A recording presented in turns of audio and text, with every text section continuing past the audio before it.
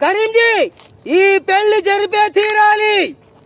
జరగకపోతే ఈ అశోక చక్రవర్తికి ఈ రోజు నుంచి మీరు కూడా మజీద్ ఖాన్ తో సమానమే. నా కుటుంబం కోసం పంపిన డబ్బంతా దీనికోసమే తగిలేశావు కదూ. నా అక్కయ్య కాపురాన్ని కూల్చివేసిన దీని అందాన్ని చెక్కేయండి. నీ ఇల్లు ఆలయం కాదు, నువ్వు అమ్మోరివి కాదు. నీ అల్లుడెక్కడా? బేరం మార్చు.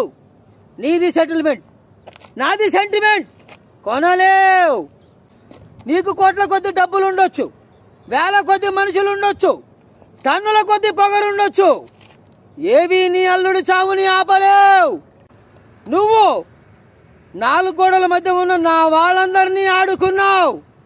నేను ప్రపంచ నలుమూలలో ఉన్న నీ అందరినీ ఆడుకున్నాను. నెట్వర్క్ అంటే ఇది.